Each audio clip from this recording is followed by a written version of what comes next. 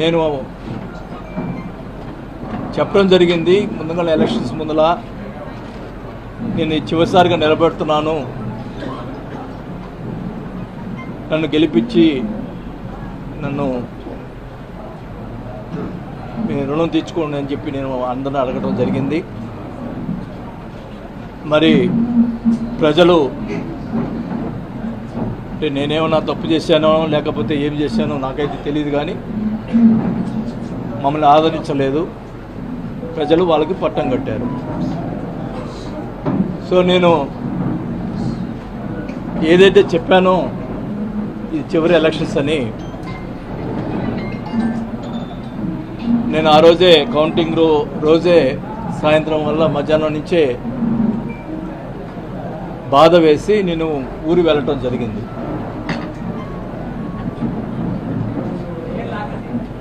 గతంలో మేము ఎప్పుడు ఎన్నిసార్లు 5 సార్లు ఎలక్షన్స్ గెలిచిన తర్వాత ఎప్పుడు కూడా అవతల మీద ప్రతిపక్ష వాళ్ళ మీద ఎప్పుడు కూడా ఓడిపోయిన సంబంధించిన వాళ్ళ మీద ఎప్పుడు కూడా కక్ష సాధింపు చర్యలు చేయలేదు. 2019 ముందల కమ్మ పాలనలో మమ్మల్ని అడ్డగించి అమరనాథ్ పాలన చేసినా కూడా వాళ్ళ మీద అధికారం వచ్చిన తర్వాత చిన్న కేసు కూడా పెట్టలేదు. మా క్యారెక్టర్ అట్లాంటిది.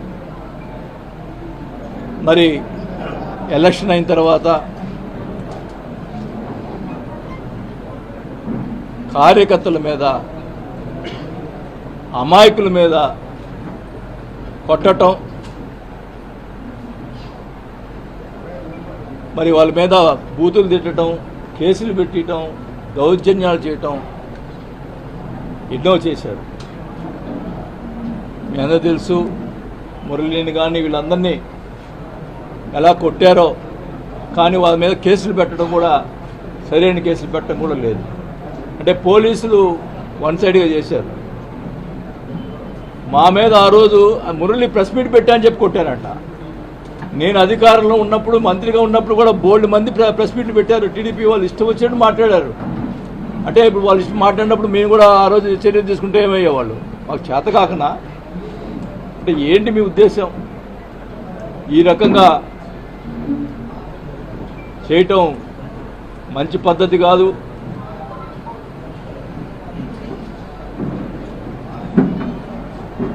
నేనైతే వాస్తవానికి ఎందుకులే మనకి ఈ రాజకీయాలు ఇంకా వద్దు అనుకునే పరిస్థితిలో మీరే నన్ను మళ్ళా తీసుకొచ్చారు రాజకీయాలకి. ఈ ప్రతిపక్ష వాళ్ళని కూడా ఈ సభాముఖంగా తెలియజేసుకుంటా ఉన్నా. నేను వదిలిపెట్టను ఒంగోలుని. ఖచ్చితంగా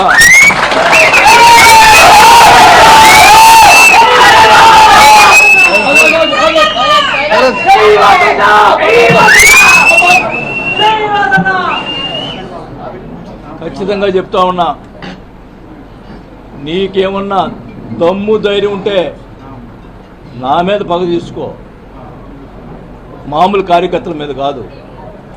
మేము తిరగబెడతాం. మా వాళ్ళు ఎక్కువ తక్కువేం కాదు. నేను మధ్యలో వస్తే గొడవలు ఎక్కువ అవుతాయని చెప్పి మధ్యలో రాలా. కానీ మీరు మీ చర్యలు చాలా దుర్మార్గంగా ఉన్నాయి. ఒక ఆయన ఏమో ఫ్లెక్సీలు వేస్తాడు, చోటగాడు పారిపోయాడు, అబ్బా కొడుకులు పారిపోయారు. వాళ్ళ చేత ఫ్లెక్సీలు వేపించి ఇచ్చేస్తూ ఉన్నారు.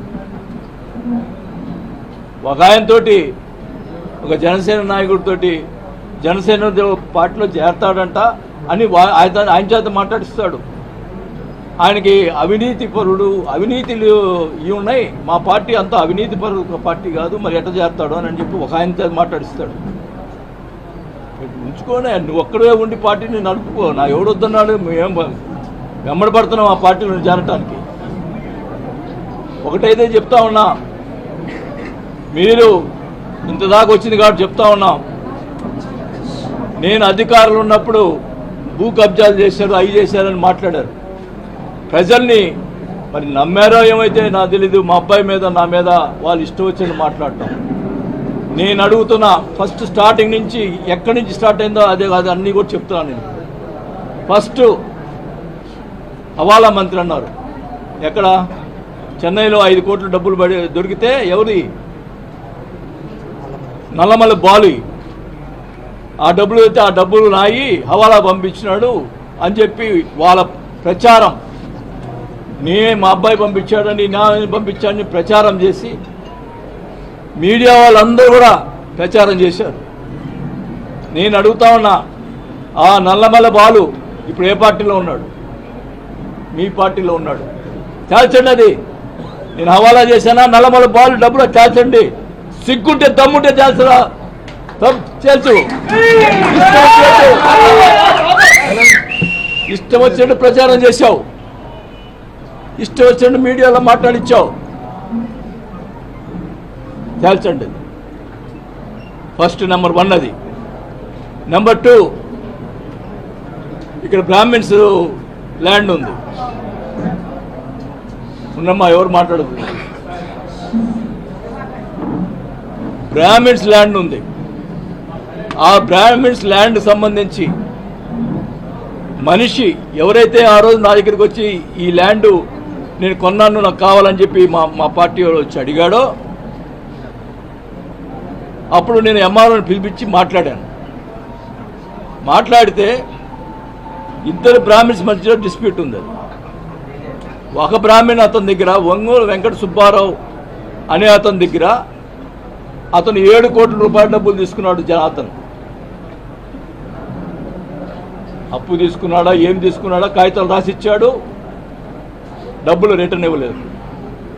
నేను ఎంఆర్ఓని పిలిచి అడిగాను, ఎవరిది ఈ డిస్ప్యూట్ సంబంధించిన ల్యాండ్ ఎవరిది కరెక్ట్ అంటే, ఈ రెండో మూతి అనేది కరెక్ట్ అని చెప్పాడు. అప్పుడు మన పార్టీ ఉన్నటువంటి వెంకటరెడ్డి అనే అతను మన పార్టీలో ఉన్నాడు. అది వాళ్ళకి సంబంధించిందంట, మీరు కొనుక్కున్నామంటే మీ ఇష్టం అని చెప్పన్నా.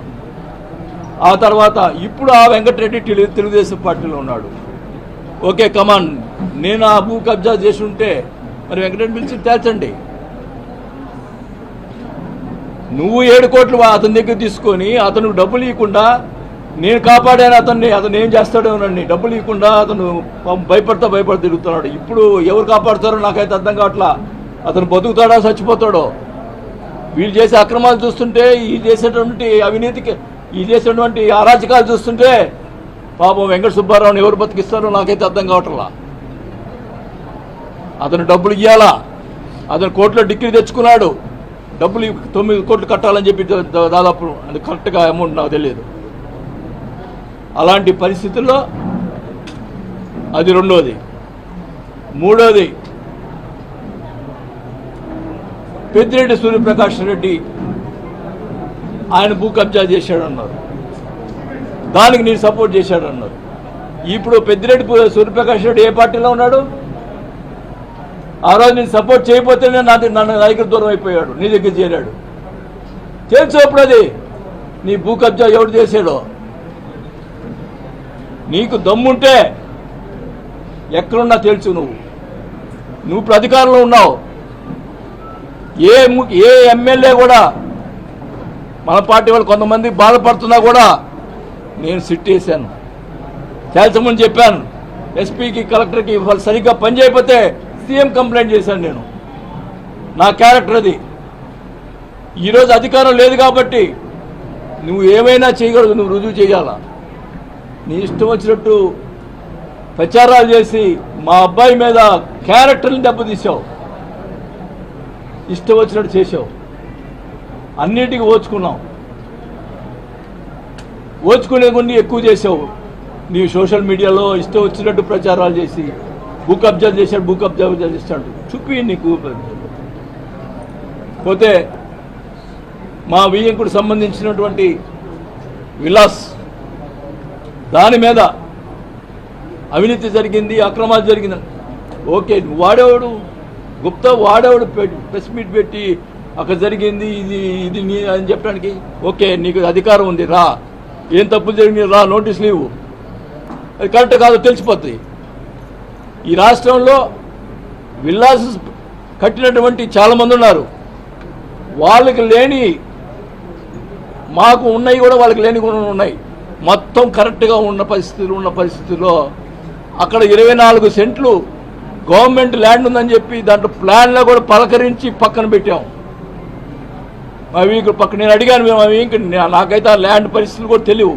అడిగాను ఏం తప్పులు ఉన్నాయా చెప్పు అని అడిగితే టోటల్గా 24 సెంట్లు ఉంటే అది కూడా ప్లాన్లో చూపించి అది గవర్నమెంట్ ల్యాండ్ అని చెప్పి క్లియర్గా ప్లాన్లో చూపించి పక్కన పెట్టాము అని చెప్పి క్లియర్గా చెప్తే ఇష్టం వచ్చినట్టు మాట్లాడతారు. అంటే మా వ్యాపారం అంటే మా వియ్యంకుడు డబ్బులు సంపాదించుకోకూడదు, ఆయన సంపాదిస్తే నాకేం డబ్బులు పెడతాడని దాని వ్యాపారానికి ఇది చేసినావు.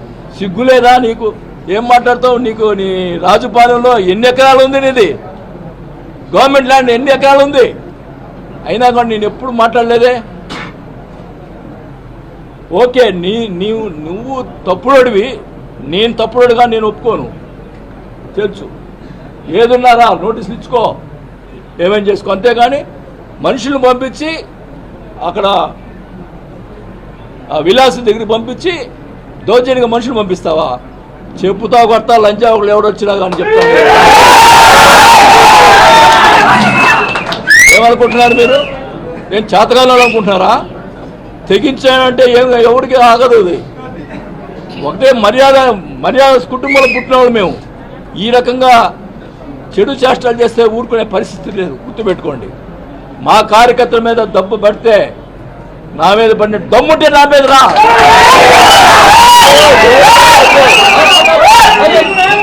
దమ్ము ఉంటే నా మీద రా. ఏందయ్యా ఇది? నీచమైన సంస్కృతి. రాజశేఖర రెడ్డి విగ్రహాలు పడగొట్టమైంది. రాజశేఖర రెడ్డి గారు కానీ ఎన్టీ రామారావు కానీ ప్రజలకి సహాయం చేసినటువంటి వ్యక్తులు, వాళ్ళు ప్రజలకు మేలు చేసిన వ్యక్తులు. ఎవరికి అపకారం చేయలేదు, ప్రతిపక్షం వాళ్ళు కూడా అపకారం చేయలేదు, అందరికీ న్యాయం చేశారు. అలాంటి విగ్రహాలు పడగొట్టమైంది. ఎవరి మీద? మా ఎమ్మెల్యేలు తప్పులు చేస్తుంటే వాళ్ళ మీద కొట్టండి. చనిపోయిన రాజశేఖర విగ్రహాలు పడగొట్టేది ఏం మాకు చేత కదా? ఇంట్రా విగ్రహాలు పడగొట్టేది. ఆయన మహానుభావుడు అందరికి ప్రజలు సేవ చేశాడు, గౌరవం ఇచ్చాం. నేను ఎక్కడ పార్టీలో ఏ తప్పు జరిగినా కూడా నిలబెట్టి అడిగేవాడిని. నేను ఒంగోలులో 20,000 పట్టాలు యువపతిని పోటీ చేయనని చెప్పి గొడవ పెట్టుకున్నా. ఏదైనా కానీ తప్పు జరిగితే తప్పు అని చెప్పి మాట్లాడినటువంటి నేను. ఒకవేళ దాంట్లో మా పార్టీ వాళ్ళు కూడా నాకు అన్యాయం చేసి ఉన్నారు, అది నేను కూడా ఒప్పుకుంటున్నా. అది కూడా తొందరలోనే మొత్తం అన్నీ కూడా బయట పెడతా. ఎవరు తప్పు చేశాడు అన్నీ కూడా బయట పెడతాను, అది కూడా చెప్తా ఉన్నా. కానీ ఒకటే చెప్తా ఉన్నాం, నువ్వు అధికారంలో ఉన్నావు, భూ కబ్జాలు చేశానన్నావు, నీకు అది ఉంది ఈరోజు అధికారం, బయట పెట్టు. నేను భూ కబ్జా చేశానంటే బయట పెట్టు. ప్రజల్ని ఎంత అన్యాయం నమ్మించేదానికి ఎంత ఇది చేసావు. మా అబ్బాయి నన్ను నమ్మరని చెప్పి మా అబ్బాయి మీద పెట్టి చెప్పు, మా అబ్బాయి మీద ఏం చేసావు. ఈశ్వర్ అనేవాడు తెలుసు అతనికి, మా అబ్బాయి దగ్గర ఉండేవాడు. అతను అదొక ఆ ల్యాండ్ కరెక్ట్గా నాకు ఐడియా కూడా, ఆ ల్యాండ్ కూడా భూ కబ్జా చేశాడంటే మా అబ్బాయి గోడ పడి ఇచ్చాడు. అది ఆ ఈశ్వరుని అడగండి, అవతల పార్టీ ఈశ్వర్ అనే అవతడు ఆ పార్టీలోనే ఉన్నాడు. ఏంది ఇది? ఈ దుర్మార్గం ఏంది? నువ్వు మా మీద బురద చెల్లినటువంటి వాళ్ళందరూ కూడా మా పార్టీలో వాళ్ళ పార్టీలో తీసుకున్నాడు అంటే ఏంటి నీ ఉద్దేశం? భూ కబ్జాలు చెప్పినటువంటి పేర్లన్నీ కూడా ఆ పార్టీలో తీసుకున్నా అంటే వాళ్ళ ఉద్దేశం ఏంటి? ఈరోజు చెప్తా ఉన్నా, నాకు తెలుస్తూ ఉంది. నేను 25 సంవత్సరాలు ఉన్నా ఈ రాజకీయంలో ఎమ్మెల్యేగా. ఎవరినైనా ఈ ఒంగోలు కాన్స్టిట్యున్సీలో ఎవరినైనా ఒక అపార్ట్మెంట్ కానీ ఒక లేఅవుట్ కానీ ఎవడేస్తున్నాడు కానీ నేను ఎవరినన్నా అడిగానని చెప్పమనండి. నేను ఈరోజు ఊరేసుకొని చేస్తా ఒక్కడిని, మొత్తం వ్యాపారాలని. ఈరోజు అందరికి నోటీసులు ఇస్తావు, 150 మంది నోటీసులు ఇస్తావు అంటే వాళ్ళని బెదిరించి డబ్బులు తినడానికి. ఇదాన్ని సంస్కృతి. తెలుగుదేశం వాళ్ళు కూడా వేసారు లేఅవుట్లు, వాళ్ళు ఎవరిని నిన్ను పిలిచి మాట్లాడలేదే, ఎవరిని చేయలేదే. ఈరోజు 150 మంది దాకా నోటీసులు ఇచ్చి వాళ్ళ దగ్గర డబ్బులు గుంజేదానికి ప్రయత్నం చేస్తున్నావు. నేను ఊరుకోను, నీ అవినీతిని ఇంకో ఊరుకోను, రోజు బయట పెడతా, నీ వ్యవహారాలు బయట పెడతా. నేను జనసేన పోతా అని చెప్పి రియాజ్ చేత మాట్లాడిస్తావు. ఎవరు క్యారెక్టర్ ఎట్లా ఉండదో ఎవడెవరు కూడా అందరూ తెలుసు. నాకు పార్టీ ఇప్పుడు నేను మంత్రి పదవిని వదులుకున్నాను. నాకు పార్టీ నా స్వార్థం ఎప్పుడు చూసుకోలేదు. నేను నా వాళ్ళనుకున్నా, నా వాళ్ళు ఎప్పుడు నేను చేయగలిగిన సాయం చేశాను తప్ప ఎవ్వరి దగ్గర ఒక రూపాయి నేను ఆశించలే. ఇంత దుర్మార్గంగా వ్యవహారంగా చేస్తే మటుకి ఉపేక్షించేది లేదని కూడా తెలియజేసుకుంటా ఉన్నా.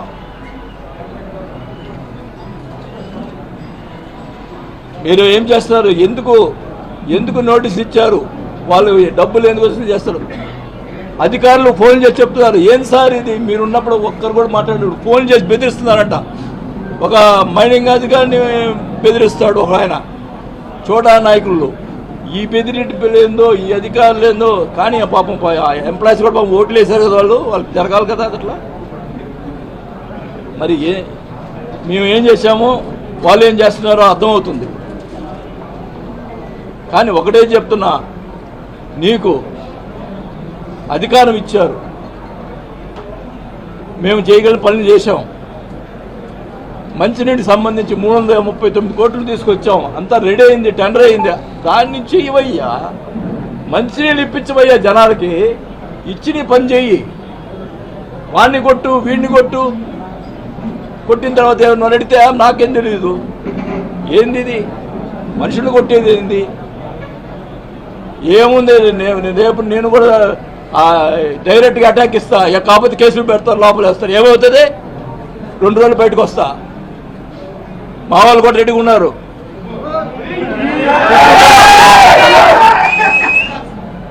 బోర్డులు పెట్టిస్తావా పారిపోయాడని? ఏందా పారిపోయేది?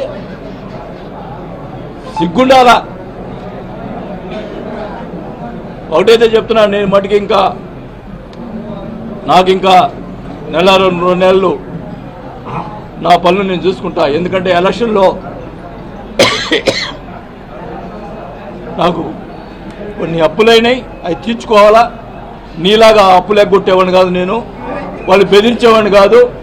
వాళ్ళకి నెలలో అన్ని ఎవరైతే నేను అప్పులు చేస్తున్నానో వాళ్ళందరికీ డబ్బులు ఇచ్చేసి ప్రశాంతంగా వచ్చి ఒంగోలులో కూర్చొని నా కార్యక్రమం, నా మనుషులకి, నా వాళ్ళకి అందరికి కూడా నేను న్యాయం చేసేదానికి ప్రయత్నం చేస్తాను తప్ప నేను పారిపోను. నేను ఎలక్షన్లో రాజకీయాలు వద్దనుకున్నా, కానీ ఈరోజు ఖచ్చితంగా ఉంటా. రేపు ఎలక్షన్లో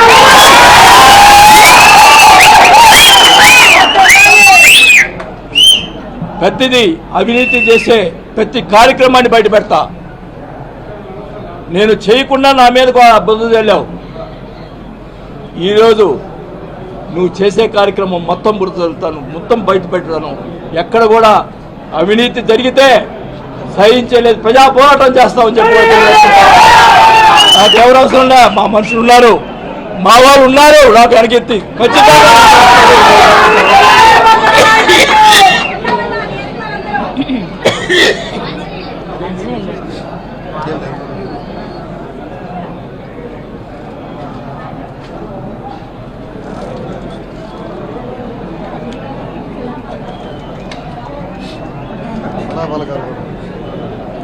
Please subscribe .news.